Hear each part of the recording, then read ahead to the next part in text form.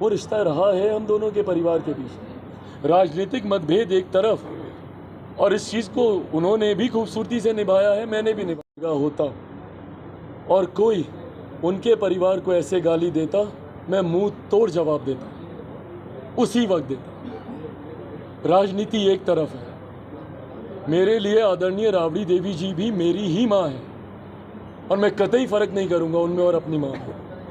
मेरे लिए उनका सम्मान उतना ही है जितना मेरी अपनी माँ का है। मेरे लिए मीसा दी हूँ या मेरी तमाम और बहनें उनके परिवार की, उनके लिए वही सम्मान है जो मेरा मेरी अपनी बहनों के लिए। राजनीतिक लड़ाई मैं राजनीतिक मंच पे लड़ूंगा और डट कर लड़ूंगा, पर अगर मेरे सामने कोई मेरी माँ राबड़ी देवी जी को ऐसा बोलता, मैं मुंह तोड़ जवाब देता हूँ।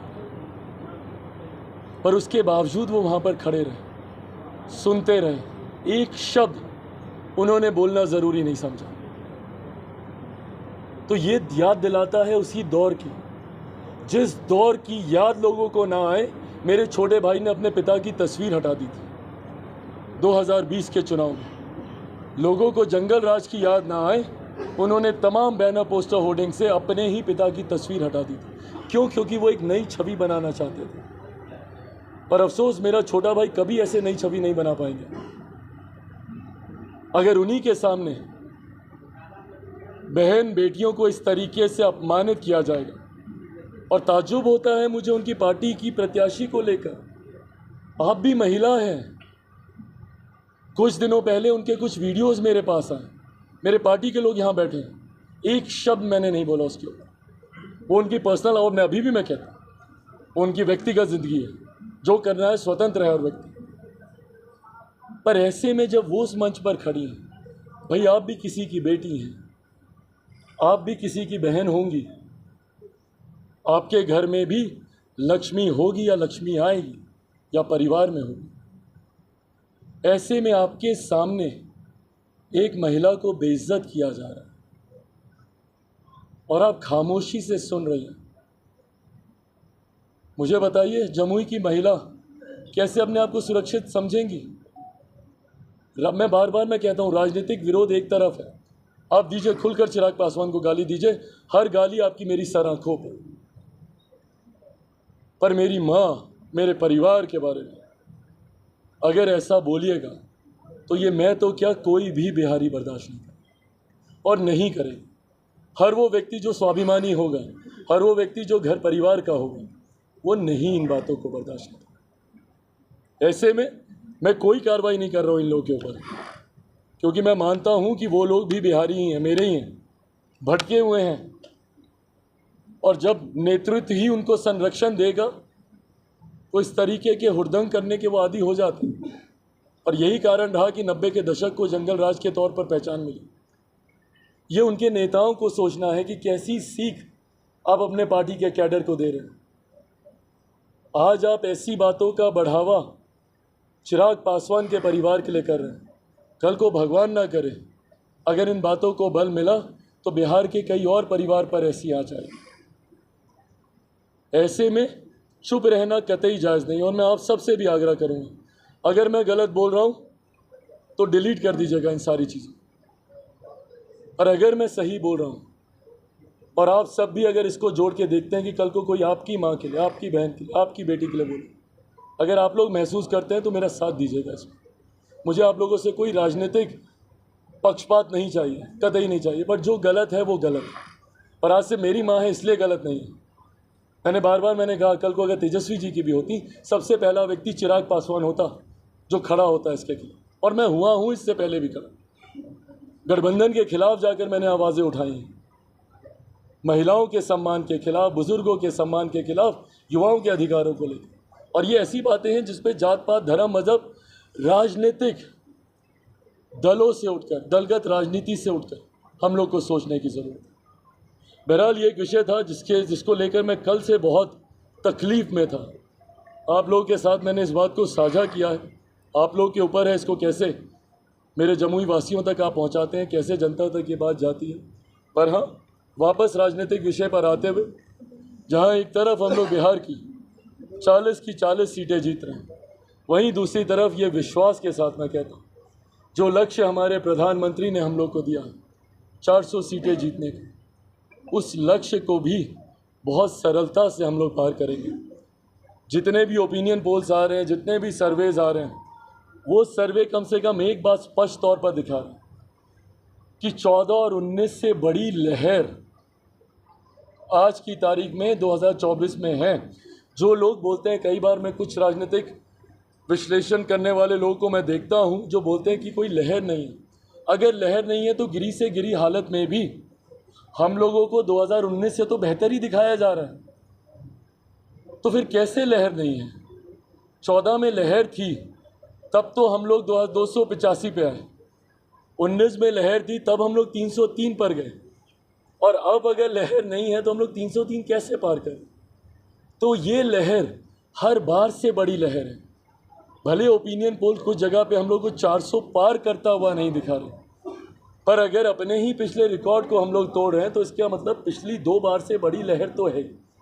और ये लहर देखिएगा 7वां चरण बीतते बीतते तक एक आंधी में तब्दील होगी, और हम लोग 400 से ज़्यादा सीटें जीतकर हम लोग सरकार बनाने का हम लोग काम करेंगे।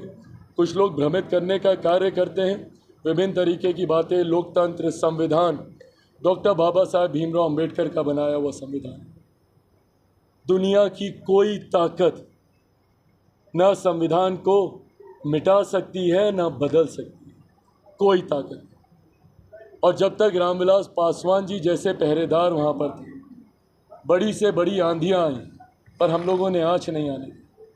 आज उन्हीं की परछाई बनकर चिराग पासवान मौजूद है। दुनिया की कोई ताकत चिराग पासवान के रहते हुए ना संविधान, ना आरक्षण, ना लोकतंत्र। और जब ये लोग लोकतंत्र की हत्या और फलाना ढिमकाना बातें करते हैं, हंसी आती है। जिन लोगों ने आपातकाल लगाने का काम किया वो लोग लोकतंत्र के संरक्षक बनेंगे। जो लोग आज जिनकी गोद में बैठे इंडिया अलायंस बना रहे हैं, कौन है ये लोग?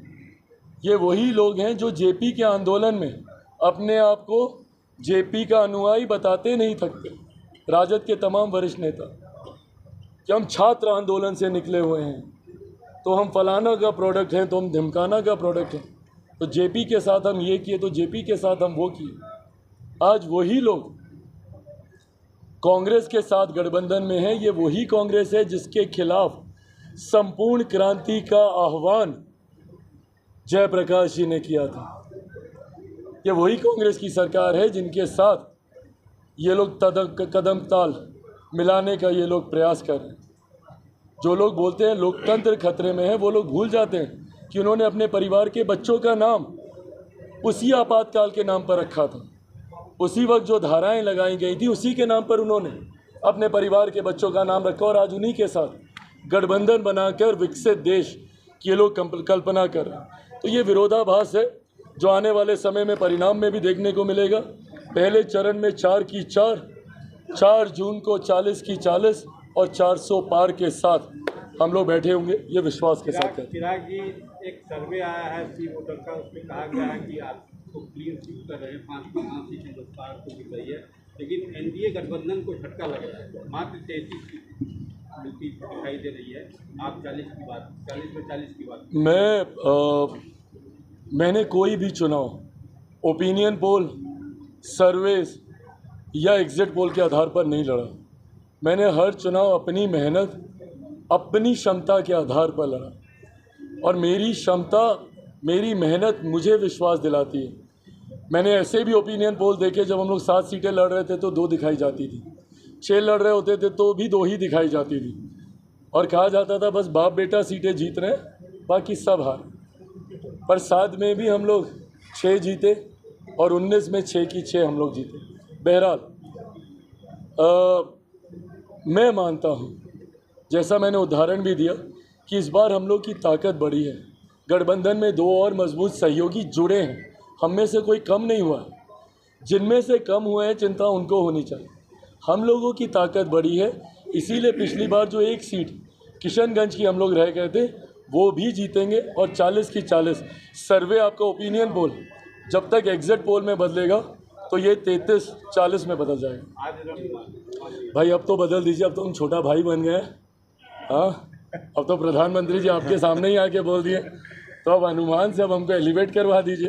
बट बहरहाल ये समर्पण भाव मेरे प्रधानमंत्री के लिए, ये वो भावना है जो गाहे बगाहे मेरे प्रधानमंत्री भी अपनी व्यवहार में एक्सप्रेस कर जाते हैं, हमको गले लगाकर, हमको अपना छोटा भाई बताकर। और ये वही रिश्ता है जिसकी दुहाई भले हमने कभी नहीं दी हो, बट उसका सम्मान हमने हमेशा रखा। मेरे प्रधानमंत्री जी मेरे कठिन समय में सार्वजनिक तौर पे क्या कितना दिखा नहीं दिखा मुझे नहीं पता, बट मेरे कठिन समय में मेरे सबसे मजबूत स्तंभ मेरे लिए, मेरे परिवार के लिए वो बनकर रहे हैं। ऐसे में ये समर्पण भाव उनके लिए है और रहेगा। एक आखिरी सवाल का जवाब दीजिए। इस वीडियो का जिक्र आपने किया है और हम लोगों के भी संज्ञान में है, तो क्या माना जाए कि तेजस्वी यादव की मौन की है? मौन सहमति नहीं होती तो मैंने तो कहा ना, मेरे सामने कोई अगर आदरणीय राबड़ी देवी जी को, मेरी बहनों में से किसी को मीसा दिए हो, जो भी हो, अगर वो चुनाव लड़ रही हैं, मतलब जो भी सार्वजनिक जीवन में है, रोहिणी चुनाव लड़ रही है, सार्वजनिक जीवन में जो या नहीं भी है, अगर उनके बारे में कोई ऐसा कहता तो मैं बर्दाश्त नहीं करता, मैं कतई नहीं बर्दाश्त करता। राजनीति सब एक तरफ है, जो व्यक्ति अपने परिवार के सम्मान की ही रक्षा नहीं कर पाए तो वो लोकसभा की, अपने क्षेत्रवासियों की क्या रक्षा करेगा। जो महिलाओं का ही नहीं सम्मान कर पाए तो वो अपने क्षेत्र की महिला, अपने प्रदेश की महिलाओं का क्या सम्मान करे। तो मैं कम से कम खामोश नहीं हूँ। चिराग जी, जो आप बता रहे हैं कि बिहार से 40 के 40 सीट का दम्भ भर रहे हैं, बिहार तो अभी भी पिछड़ा इलाका है। बिहार के लिए तो एनडीए सरकार कोई विशेष पैकेज दी नहीं, तो इस बार के लिए क्या विशेष पैकेज रहेगा, नहीं रहेगा? बिहार का पिछड़ापन कैसे दूर होगा कि खाली 40 सीट लेने का दम्भ भर रहे हैं एनडीए? जैसा मैंने कहा कि इस बार बल इस बात से मिलता है क्योंकि एक लंबे समय के बाद बिहार को डबल इंजन की सरकार मिली।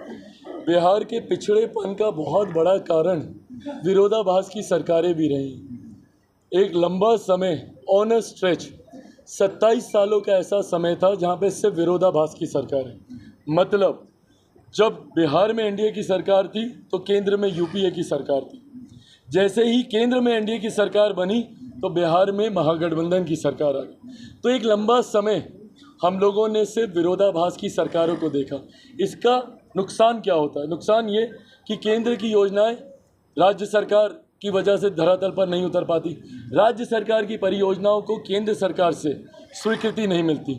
इसका एक खूबसूरत उदाहरण उत्तर प्रदेश देख लीजिए। जब से वहाँ पे डबल इंजन की सरकार है, किस तीव्र गति से वो राज्य विकास कर रहा है और बार बार हर मंच से इसीलिए प्रधानमंत्री डबल इंजन की सरकार का जिक्र करते हैं। आज एक लंबे समय के बाद बिहार को डबल इंजन की सरकार मिली है। मैं मानता हूँ इसके बाद केंद्र की परियोजनाओं को बिहार में उतारना हो या बिहार सरकार की परियोजनाओं को केंद्र से पारित करवाना हो, वो सरल हो जाएगा। हम जैसे सांसदों के लिए भी अपने क्षेत्र में काम करना आसान हो जाएगा। नहीं तो बिहार में तो हम लोग विपक्ष में ही थे ना, हमेशा केंद्र में सरकार में थे, बिहार में विपक्ष में थे। अब दोनों जगह एक सोच वाली सरकार है। और पिछली बार भी अगर आप देखिएगा, बिहार की जनता ने इन्हीं परिस्थितियों में 40 में से 39 जिता कर भेजा था। इस बार 40 की 40 इसीलिए जिताकर भेजेंगे क्योंकि अब तेजस्वी तो बोल रहे हैं कि शिक्षा, बेरोजगारी, महंगाई ये सब पर चर्चे नहीं कर रहे हैं। राम पर तो इस पर तो उस पर अनर्गल दूसरे प्रलाप कर रहे हैं। बिल्कुल सही बोल रहे हैं। हाँ। हमारी माँ को गाली देने के अलावा अगर वो इन मुद्दों पे ध्यान देंगे तो शायद वो इसको मुद्दा बना पाएंगे।